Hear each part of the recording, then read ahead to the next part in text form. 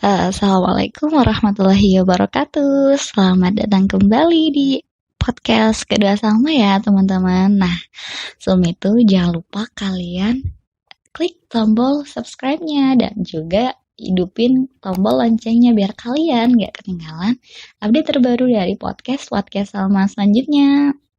Nah, gimana nih kabarnya? Gimana kabarnya para sobat ambiar di tengah pandemi virus corona ini? Ya nggak ambiar lah ya, nggak ambiar. Apa ya? Atau mungkin gimana kabarnya kalian para jomblo atau para para remaja yang kesepian? Gak lah ya, di antara kita semoga nggak ada yang kesepian, semoga nggak ada yang ambiar, semuanya happy aja, bahagia aja, oke? Nah, jadi di podcast kedua Salma kali ini, Salma mau nyoba bahas tentang sebuah topik yang mungkin cukup berat, tapi tidak seberat berat badan. Enggak lah ya, emang di tengah masa karantina ini emang berat badan kalian pada nambah nggak sih? Kita pada nggak bisa olahraga ya kan? Nih kok jadi curhat. Nah, jadi udah balik ke topik yang kedua ya, fase kehidupan. Nah, ngomong-ngomong soal fase hidup nih, kita kan bukan fase hidup yang dari TK, SD, SMP, kemudian SMA ya. Semua orang juga tahu kalau itu mah. Kita di sini bahas fase hidup yang lebih ke penyelesaian masalah kali ya, lebih ke pertanyaan-pertanyaan yang sering muncul tanpa sadar di kepala kita dalam proses perjalanan hidup kita ya. Udah kayak psikolog enggak nih aku? Nah, jadi di sini aku mau share pengalaman pribadi aja, mau ngobrol-ngobrol ringan aja sama kalian. Siapa tahu dari pengalaman pribadi aku bisa ngasih 1-2 inspirasi buat kalian dalam menjalani fase hidup gitu kan. Apalagi kita kan lagi masa-masa transisi gitu kan, masa-masa dari remaja ke dewasa, umur 19, 20, 21 dan seterusnya gitu kan. Ini masa-masa krusial banget dan mungkin masa-masa dimana kita sering bertanya gitu kan. Misalnya ada masalah, dan kita bertanya dalam hati, apakah hidup ini adil gitu? Ya enggak sih? Atau apakah kenapa harus aku gitu misalnya? Nah, pertanyaan-pertanyaan ini sering banget muncul dalam hidup aku sebenarnya ya. Misalnya aku lagi kena 1-2 masalah gitu kan misalnya dulu. Dan kemudian aku kayak mikir gitu. Kenapa ya kok harus aku yang mengalami masalah sebesar ini gitu misal. Kenapa harus aku yang mengalami problem seperti ini. Bahkan kadang-kadang kita itu nggak pernah nyangka gitu bakal kena masalah kayak gitu ya nggak sih. Kadang kita itu misalnya lagi kena sebuah problem gitu ya. Problem itu jangankan kita nyangka, kepikiran di kepala kita aja enggak gitu loh. Enggak pernah kita duga sebelumnya, tapi ya hidup itu kan emang unpredictable gitu ya. Enggak pernah bisa diprediksi gitu. Prediksi manusia mungkin bisa, tapi kita itu hanya hanya bisa berencana. Sisanya kan Tuhan tuh yang menentukan. Nah, jadi di sini aku mau lebih concern ke fase hidup ya. Kenapa sih kadang kita itu di satu sisi, di satu titik kita itu ngerasa down sekali, ngerasa down banget. Terus kita juga nggak sadar membandingkan hidup kita sama orang lain. Kayak misalnya kita membandingkan hidup kita dengan teman kita misalnya. Enak banget sih dia pacarnya lebih ganteng. Aku lagi bahas pacar. Atau mungkin kayak teman kita enak banget sih dia lebih cantik daripada aku, dia pencapaiannya lebih banyak daripada aku, bla bla bla dan seterusnya gitu ya.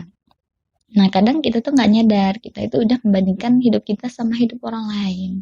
Sama aku juga gitu, semua orang pasti pernah kayak gitulah ya, ada mungkin porsinya aja yang beda-beda. Nah, jadi sebenarnya gimana sih cara biar kita itu kemudian setiap ada masalah, biar kita tuh nggak dikit-dikit menyalahkan Tuhan, dikit-dikit kita gampang jadi orang yang depresi, kemudian kita terlalu sering bertanya apakah hidup ini adil, kenapa harus aku, kenapa kok nggak dia aja, kayak gitu ya. Nah, jadi gini. Jadi simpelnya itu yang membiarkan hati kita merasa sakit itu sebenarnya siapa sih? Diri kita atau orang lain? Diri kita sebenarnya gitu kan. Semua misalnya omongan-omongan yang gak enak masuk ke kita, dan sebenarnya omongan-omongan itu nggak bisa membuat kita sakit selama kita nggak mengizinkan hati kita tersakiti gitu. Misalnya kita memilih menjadi spons. Kita memilih memposisikan diri kita sebagai spons yang menyerap air-air apapun yang masuk, kemudian membiarkannya menguap lagi dengan tenang.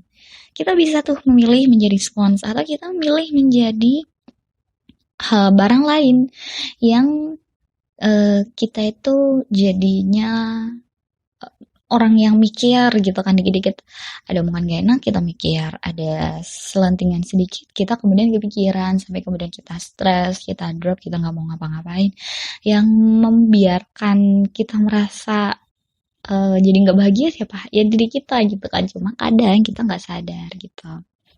Nah, sama nih aku juga pernah gitu kan mengalami masa ketika aku benar-benar down banget. Aku bener-bener gak nyangka bakal dapat sebuah masalah sebesar itu gitu kan. Dan bener-bener belum pernah terprediksi juga sebelumnya. Maksudnya kadang kan kita itu udah sering lah ya misalnya mendengar cerita teman kita kena masalah A, B, C gitu. Tapi misalnya kita itu dapat masalah G, misalnya jenis masalah G, kita tuh benar-benar masalah itu benar-benar baru buat kita nggak pernah dengar masalah itu dari teman kita, saudara, tetangga, dan masalah itu sangat besar sekali bagi kita sampai kemudian kita itu merasa sangat depresi gitu kan. Ya sama gitu kan, sampai kemudian nangis gitu nggak sih, kemudian kita itu pengennya tidur aja, pengennya ngilang aja dari dunia ini.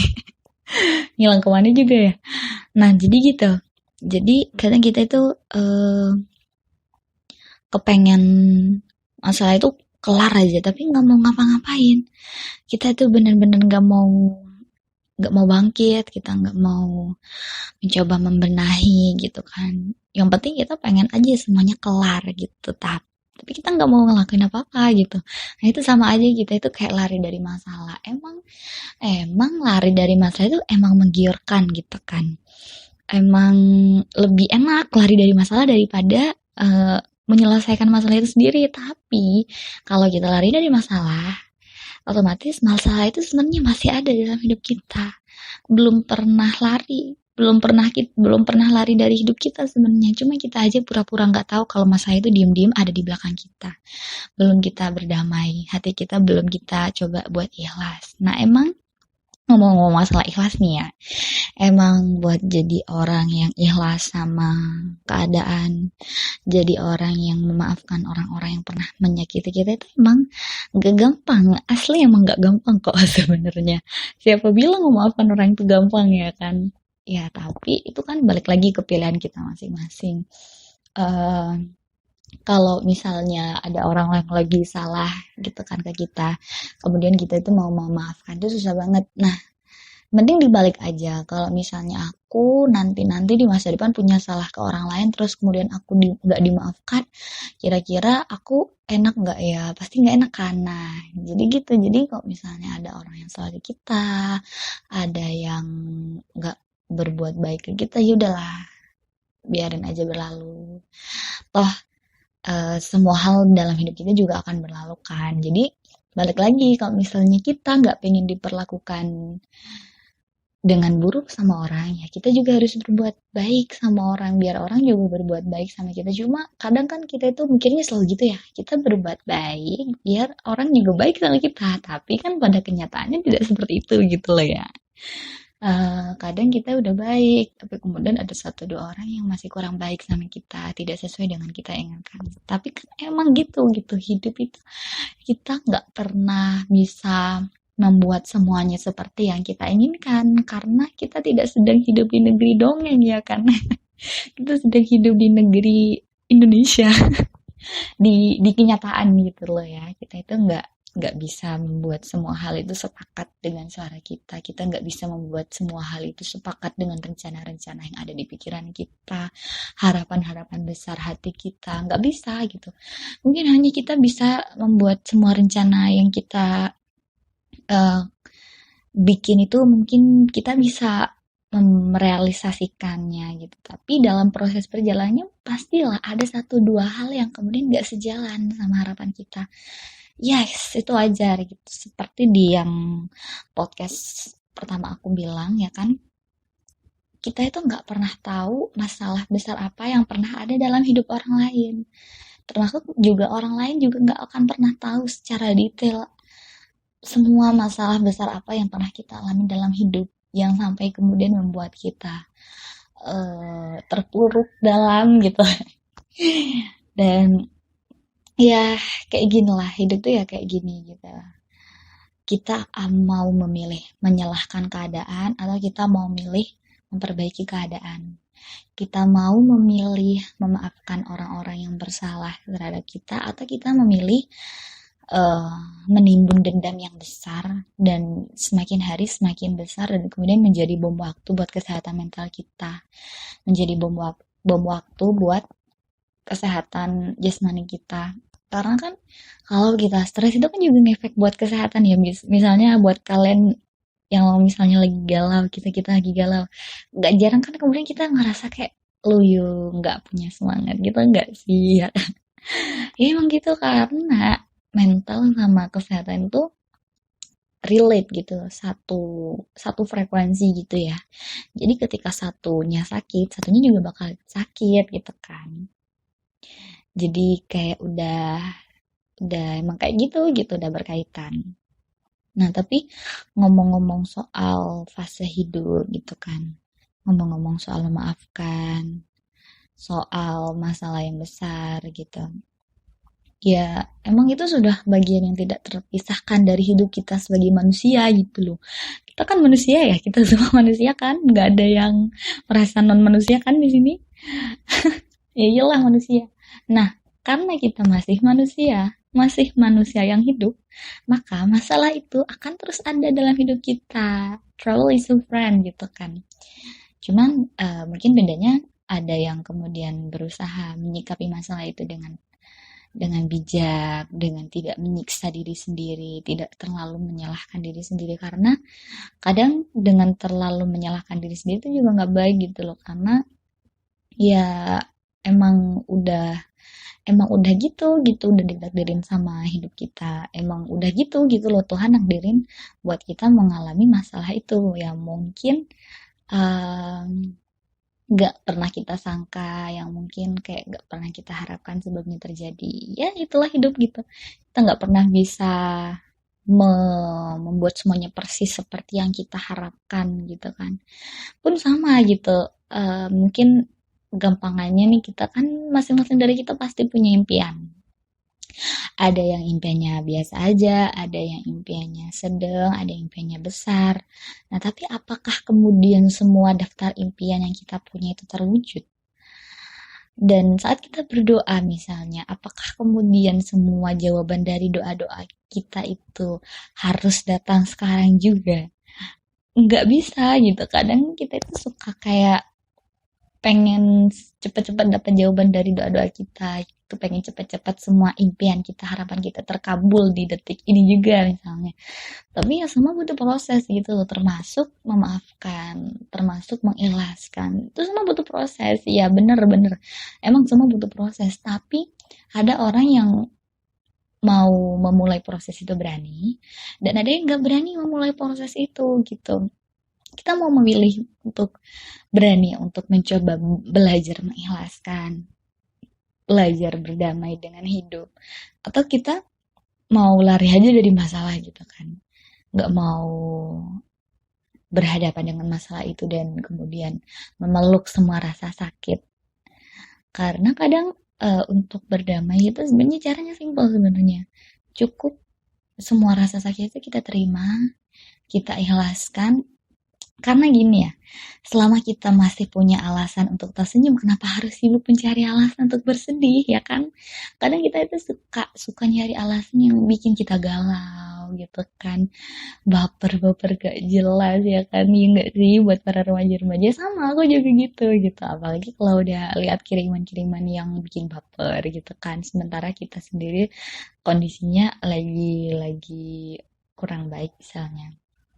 ya ngapain gitu lihat-lihat postingan yang galau.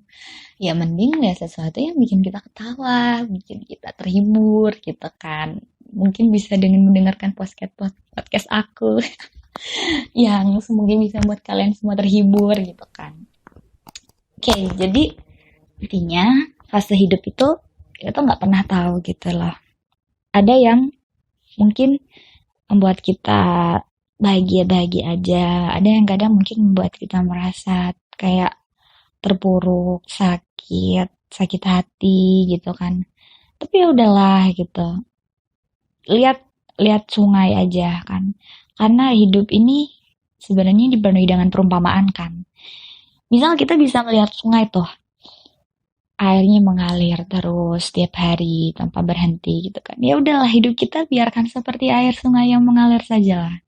Yang pahit-pahit, yang udah nyakitin kita, yang udah bikin hidup kita hancur dalam satu periode waktu, ya udahlah biarin aja, biarin berlalu karena Tuhan nggak tidur kok, pasti nanti ada balasannya sendiri. Yang penting kita terus mencoba memperbaiki diri kita sampai kemudian kita tuh bisa memahami apa sih hikmah dari masalah-masalah yang udah kita lalui gitu ya.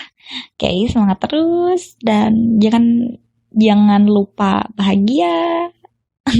Jangan galau-galau terus karena galau itu gak baik. Semoga iyalah, siapa yang bilang galau itu baik. Semoga kita semua terus bahagia. Terima kasih. Wassalamualaikum warahmatullahi wabarakatuh.